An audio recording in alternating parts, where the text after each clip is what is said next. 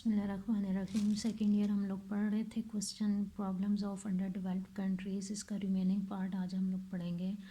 Under developed countries یا ترقی پذیر ممالک کے ساتھ کا ایک جو مسئلہ ہے وہ ہے ان ایکول ڈسٹریبیوشن آف ویلتھ یا پھر دولت کی غیر مساویانہ تقسیم.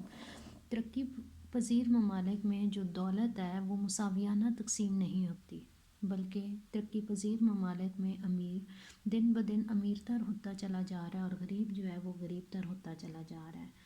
ملک کی بیشتر دولت پر امیر لوگ قابض ہیں، جبکہ ایک آبادی کا ایک بڑا حصہ جو ہے وہ غربت کی زندگی گزار رہا ہے اور انہیں جو ہے وہ روکھی سوکھی روٹی کھا کے اس پہ گزارا کر لیتا ہے.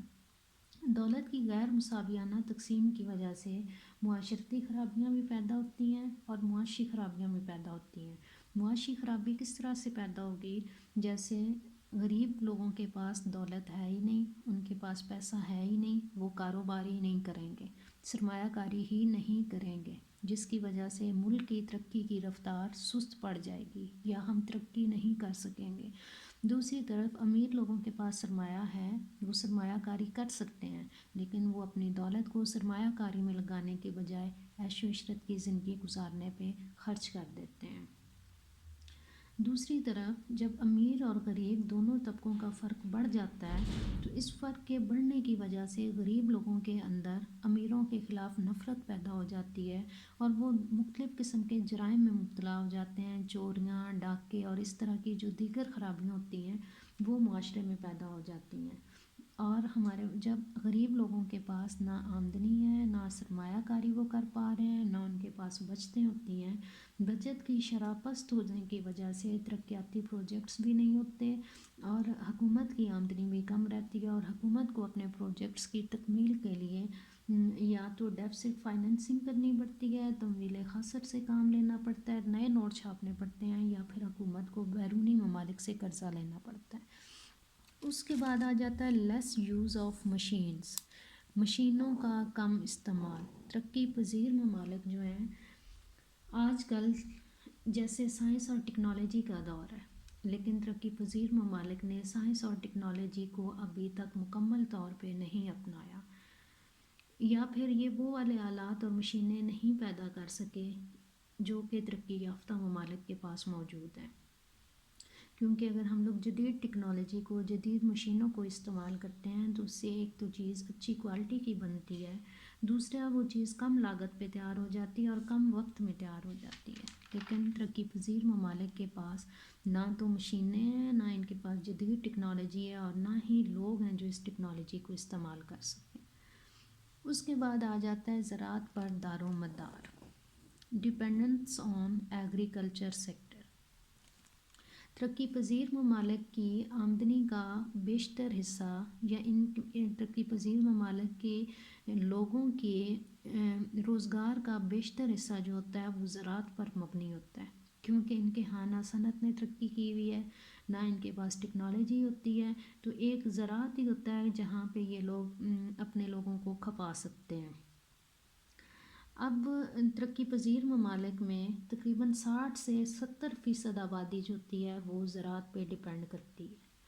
ان کی آبادی تیزی کے ساتھ بڑھ رہی ہے، لیکن ان کے پاس آپ کہہ لیں کہ صنعت نے اتنی ترقی نہیں کی، تو زرعی شعبے پہ دباؤ بہت زیادہ بڑھ گیا ہے.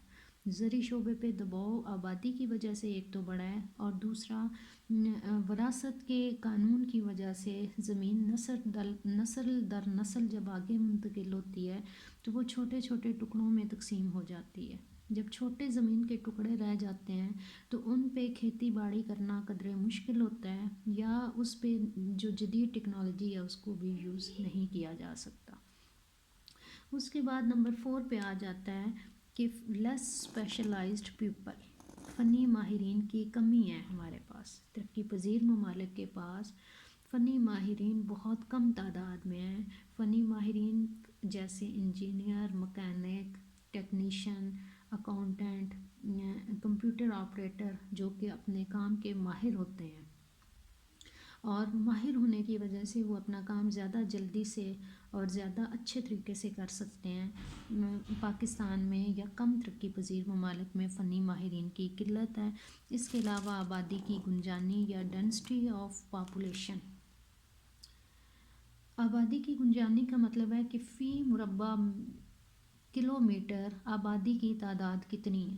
تو آبادی کی گنجانی کا مطلب ہے کہ ترقی پذیر ممالک میں فی مربع کلومیٹر آبادی بہت زیادہ ہے۔ جیسے پاکستان میں فی مربع میل آبادی 66 افراد ہے، فی مربع میل 66 افراد رہ رہے ہیں، اور امریکہ میں فی مربع میل 31 افراد رہ رہے ہیں، مطلب امریکہ کے مقابلے میں ہم ڈبل ہیں۔ بعض ترقی یافتہ ممالک ایسے بھی ہیں جو گنجان آباد ہیں، فی مربع میل ان کے پاس زیادہ لوگ رہ رہے ہیں، لیکن انہوں نے معاشی ترقی اتنی کر لی ہے کہ ان کا معیار زندگی بلند ہے۔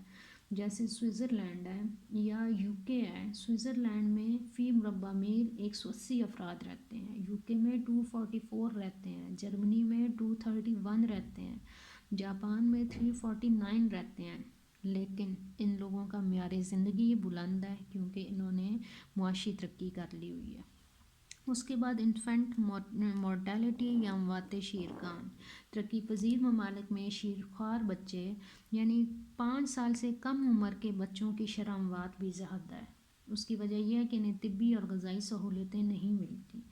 غرض ہم یہ کہہ سکتے ہیں کہ تقریباً دنیا کے 40 غریب ترین ممالک میں دنیا کی 55% آبادی رہتی ہے، لیکن انہیں پوری دنیا کی آمدنی کا صرف 4% حاصل ہوتا ہے۔ تو اس کس قدر مطلب فرق پایا جاتا ہے امیر اور غریب ممالک کی آمدنیوں میں۔ اس کے بعد آ جاتا ہے لو انفراسٹرکچر، تحتی ڈھانچے کی تعمیر۔ تحتی ڈھانچہ یا انفراسٹرکچر جو ہوتا ہے وہ کسی ملک کی بنیادی ضروریات کو کہا جاتا ہے، جیسے ذرائع آمد و رفت، ذرائع نقل و حمل، سڑکیں، ریلیں، ڈاک خانے، ٹیلی فون، گھر، منڈیاں، مالی ادارے وغیرہ وغیرہ۔ ترقی پذیر ممالک میں جو بیسک انفراسٹرکچر ہے وہ بھی کم ہے یا وہ اتنا اچھا نہیں ہے، جس کی وجہ سے یہ لوگ ترقی نہیں کر پا رہے۔